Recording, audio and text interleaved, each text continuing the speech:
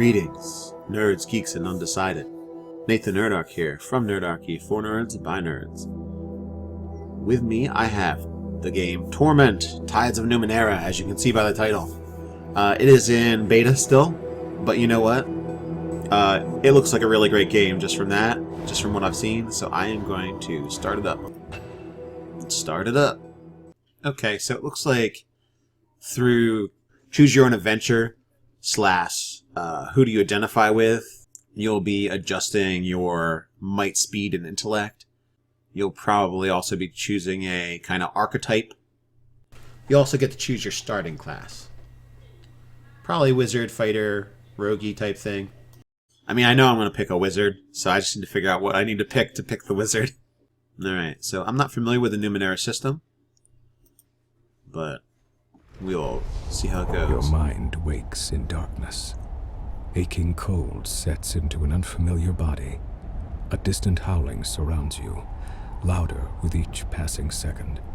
Insistent and invisible hands slap and tear at the membrane that protects you. Your first emotion is an involuntary and formless panic. You feel you have forgotten something important, as if it once meant the world to you. But the details slip away as you grasp at them.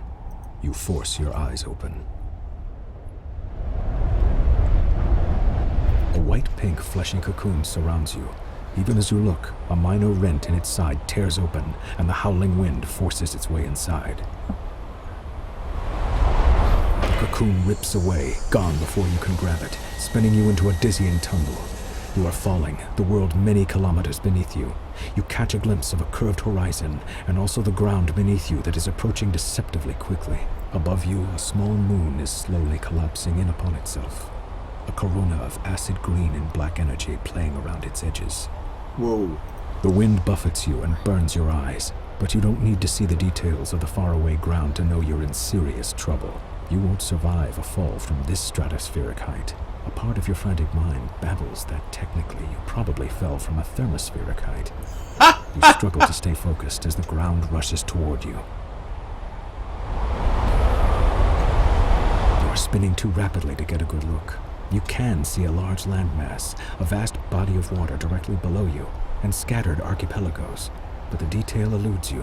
A deep black night is above you, its nocturnal clarity disappearing as the haze of atmosphere envelops you.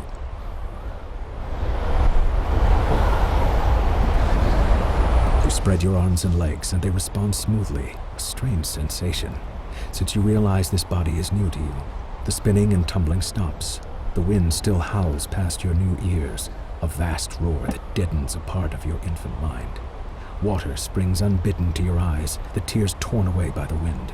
Through the haze of moisture, it is difficult to see. But if you focus your attention, you may be able to make out the details of the... Now that you can focus on it, you see that the large mass is clearly a gargantuan megacontinent. The only land of any size on this side of the world, at least.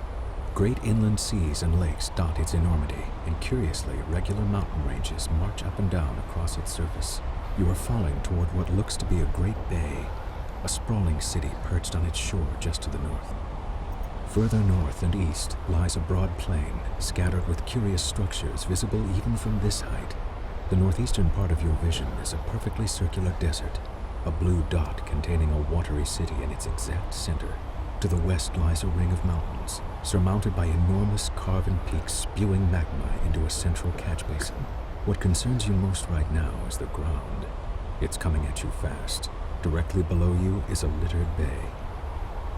You angle your arms and cup your hands, but the wind batters you and you lose control of your fall and begin to tumble again. You have no idea where you're aimed. A mass of colors surrounds you, and the sound of roaring wind diminishes noticeably, but it is not enough. And there is a sickening crack as you strike something, the howl of a sudden surge of energy, and then darkness. Oh, darkness!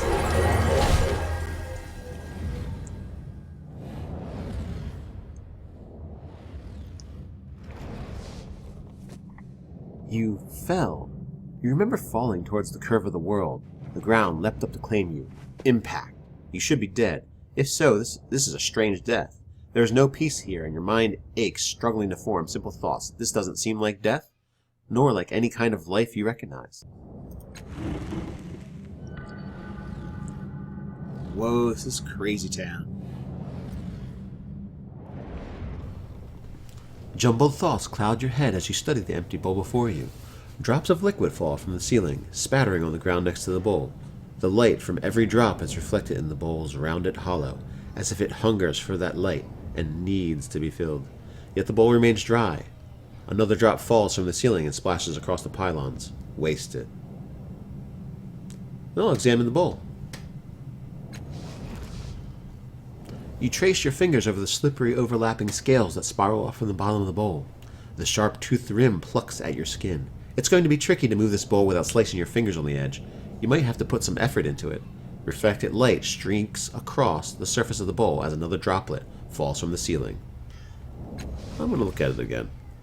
Okay, alright, same thing.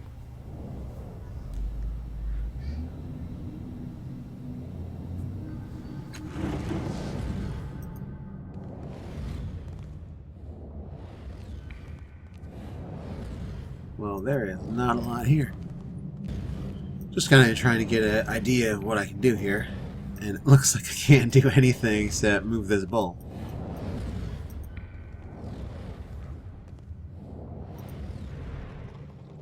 Brilliant liquid continues to drip from the ceiling, splattering on the ground next to the empty bowl. Challenging. Sure.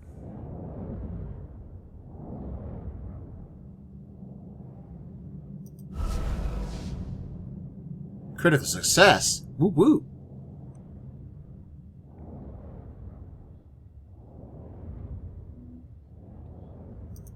Alright, we have moved it, and we haven't hurt ourselves. Boom. Alright, drop by drop, the bowl fills, ripples spreading over the blurred outline of your reflection. Pale blue luminescence stretches into the corners of the room. Clear radiance spills across the segmented floor, washing away the nearest shadows and pouring into your mind, melting the ragged edges of your fragmented thoughts. You are not whole, not yet, but you have begun to heal from the damage done in your long fall. A voice calls out from somewhere high above, beyond the reaches of the spreading light. Hello? Oh, Skist, you're dead, aren't you? No, that can't be right. If he were dead, I would be too. Can you hear me? I can't hear anything. Are you even there? Well, if you can hear me, it means you're still alive. But you'd already know that, wouldn't you? Look, I'm just going to assume we're both alive and want to stay that way, all right? So here's what you have to do. I can't get to you, so you need to build a way up to me. I don't know how you're going to do that. I mean, this is your mind. It's not like I have a map. Ah, this is your mind. I bet your memories are down there. Find them, and you'll repair the path up to where I am. Are you there? Talking to myself here.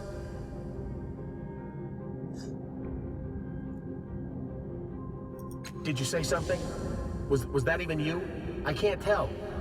It doesn't matter. Just build a path up. Then we can face this mess together, and you won't be alone. I won't be alone.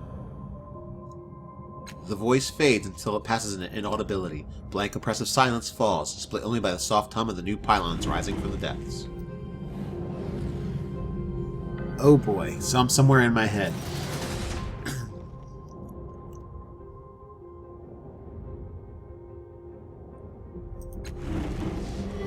Alright.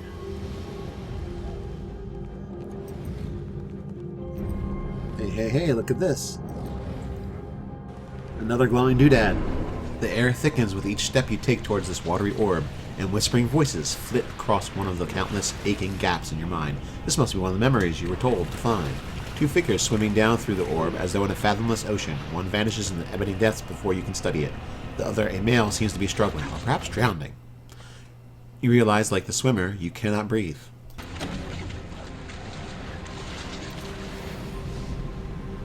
You plunge your hand into the orb and catch the tiny swimmer. Surprisingly strong muscles flex against your palm, and the swimmer pulls you through the breach.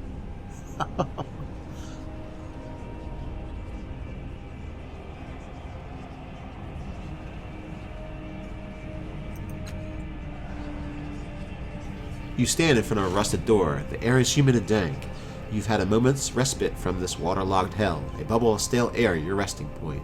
You've breathed water before, and you've lived decades beneath the waves, but this body's an air breather, and the constant pressure has been crushing you ever so subtly. Worse, your companion's mind seems to be wandering from the task at hand. He's a genius with machines, as you well know, but now he seems distracted.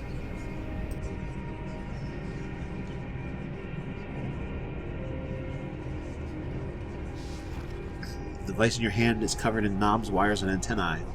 Antennae? He believes it can get the two of you through the corroded door, but he's merely staring at it. Perhaps he's lost faith in his invention, but that is hardly your concern. This mission cannot be delayed. It must proceed.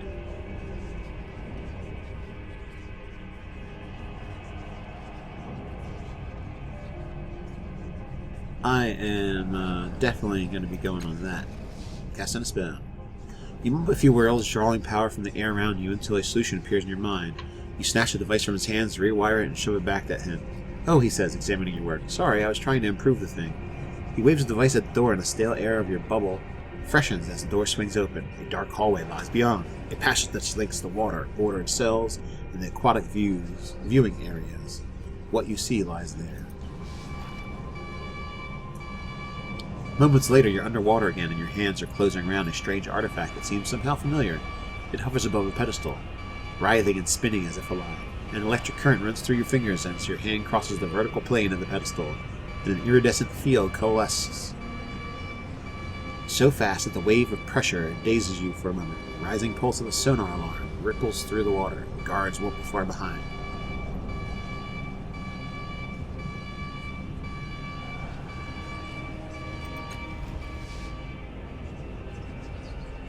You run urgent fingers over the devices fastened to your waist, a fog rising in your mind. A few can be used against the guards, but will also turn your skin to synth steel or the surrounding water to boiling wax. Hardly ideal. Finally, you find a small silver sphere. Setting the sphere in place, you kick desperately for the safety of the nearest alcove. The sphere whirls and unfolds into a spiraling vortex. The sphere at its center speaks a few polite words in an ancient language, then begins draining the surrounding water into itself with alarming speed. The approaching guards shout, then scream as they too are sucked into the whirlpool and ripped to pieces. You allow yourself a fleeting smile, but are all too aware that more alarms are going off in the distance. Something is wrong. The events in the orb have... Oh, the memory begins to fade as if it were being drawn backward through a tunnel, and you hear some more pylons rising from the pit. Something is wrong. The events within the orb have settled into the gap in your mind, but the edges of it are rough, as though the memory itself is not truly yours. There's something else.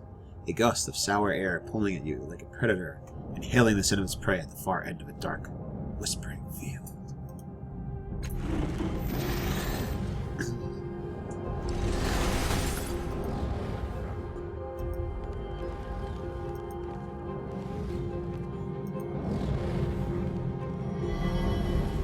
Oh, another orb. Another orb, another adventure.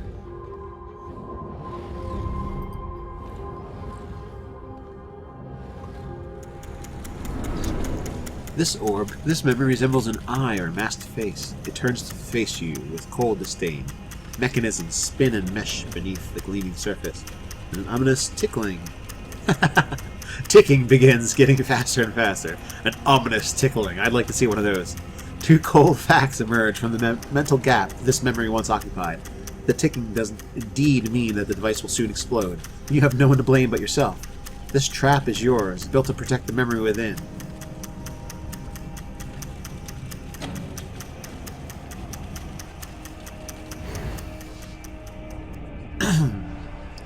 Oh, permanently gain 2 intellect pool. Maximum intellect pool is now 11. Awesome. Spend 2, gain 2. You focus, shutting out the racing ticks of the device, and see hands reaching out, gently cupping the sides of the orb like an upturned face. You feel the connection in your mind increasing, strengthening. You touch the orb in the same way, and the mechanism within grows still as the warmth of the memory races up your arms and into your mind.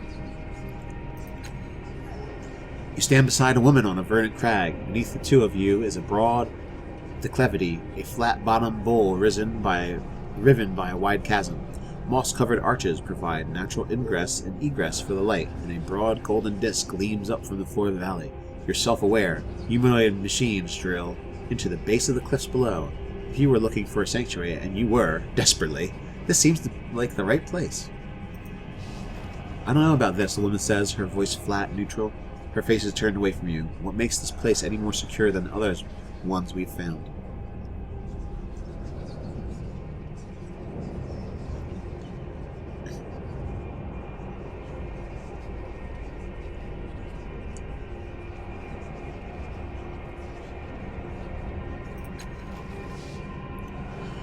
You shade your eyes against the bright sun so that you can point out the metals in the bluff and plentiful game to be found in the area and the solid bedrock beneath the site. She thinks deeply. It's geologically sound. Have you run the sounding samples and checked the strata? No major caverns or weaknesses showed up on your residence scans. She waits for your affirmation and says, "Alright, I'm convinced. The two of you sketched your plans for the sanctuary, drawing schematics and architectural diagrams. Then you descend into the valley to examine the open ground." Whoopsh. The woman suggests having one of the servitors build a shelter for your time here. You try to draw one of the constructs away from its task, but it doesn't respond to your voice. When you lay a hand on its shoulder to reinforce your command, it whirls and strikes you across the face with inhuman speed. It turns back to its task, ignoring you. Your companion helps you rise, laughter in her eyes. It seems your contract has other ideas. What's the matter with it?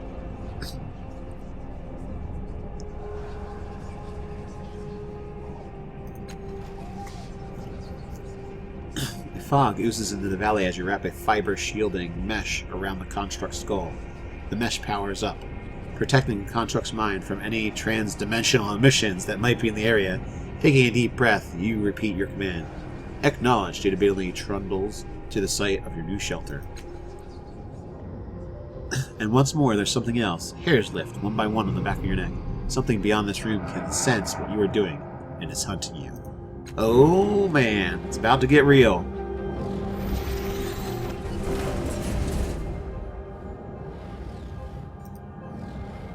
No sign or symbol tells you what might be behind this enormous door. A dull chill radiates from its bronze segmented surface, and thick metal wheel seems frozen into place.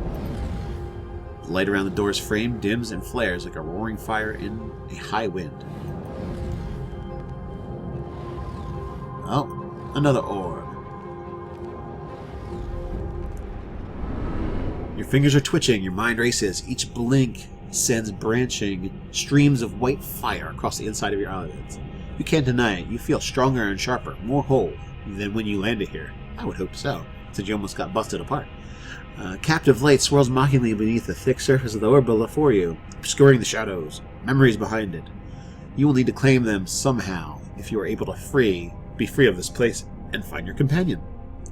I'm going to coax the shadows to the front of the glass so you can see them. And I'm going to do that. Critical success. Your confidence grows. Speaking quietly, you call a slender shadow to the surface of the glass into the light. It is a young woman, bound in chains of sorrow. She speaks quietly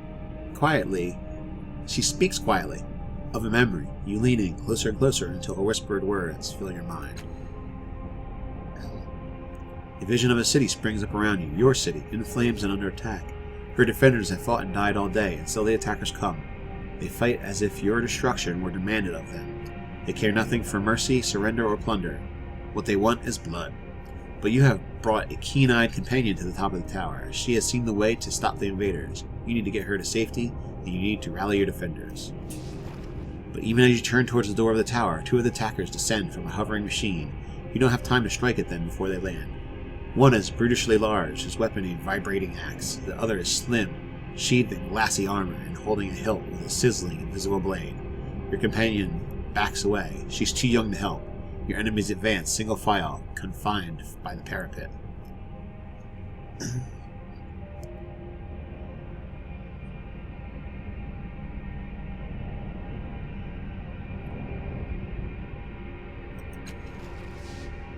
The memory seems crystal clear. The giant is menacing, it's true, but the invisible blade of his companion is more worrisome still. The energy field that flickers and wavers around it suggests that she can carve matter at the molecular level, tearing pieces of her target into nothingness. If you're to save yourself, your best bet is to tackle her first. She's stuck behind the giant, waiting her turn to attack you, unable to bring her weapon to bear until he's out of the way. but it's clear that she expects him to handle you, and her eyes rove behind you, her focus on your ward. She's certainly not expecting you to dive between the giant's leg and come up inside her guard. She can't bring her blade to bear in time, and you drive your dagger under her chin. You catch her before her deadly blade drops onto you and spin her around. The weapon slashes into the giant, and he topples, bisected. Whoa, that is really a molecular level sword. The immediate threat ended, you focus on finding a way back to your allies. You open the tower door and rush down the stairs. The door at the base of the stairs is slightly cracked, opening just a bit into the hall, and you hear more of the enemy soldiers beyond. How about you grab that energy sword?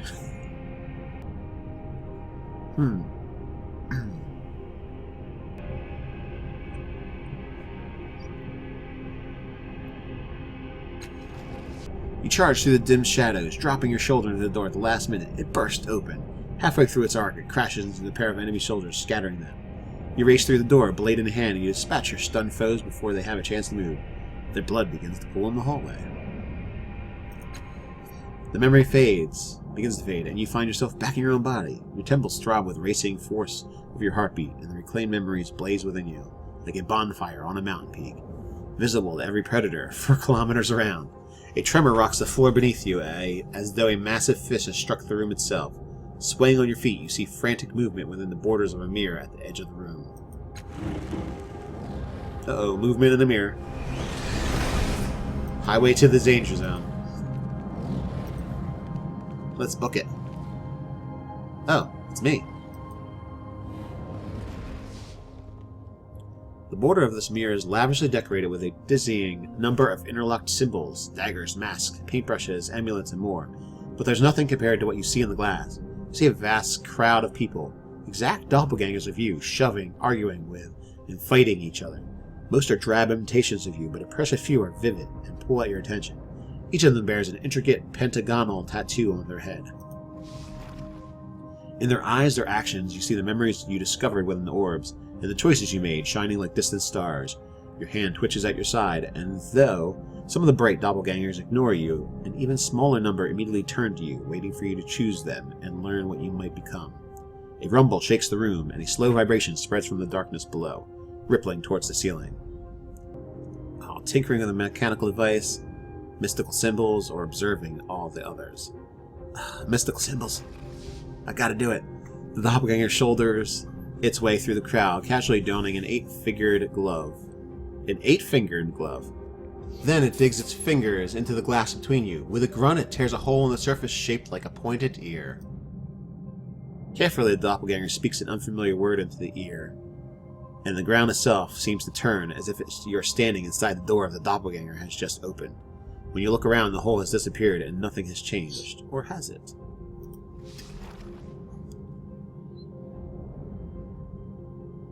The doppelganger plucks the 8-fingered glove from its hand and waits for your decision. Yes, this is who I am. The Wizard.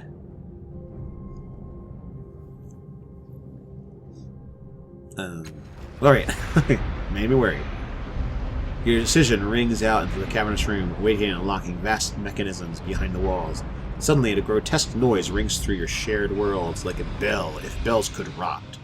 This place, your mind, is under attack. They're attacking the mind darkness? The remaining doppelgangers scatter from the edges of the mirror and vanish. Untroubled, your chosen identity steps out of the rippled glass and into you, filling you, making you whole. Oh, 2 speed and 4 intellect. Alright, I am full. The mirror fades, leaving a dark, open doorway. You take a deep breath and step through. Oh man, I love the artwork for this.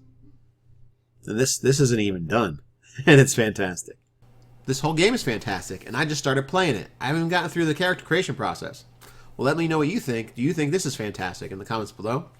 While you're at it, if you enjoyed it, please like, share, and subscribe. Lets me know that to keep on doing what I'm doing rather than pick another game. And until next time, stay nerdy.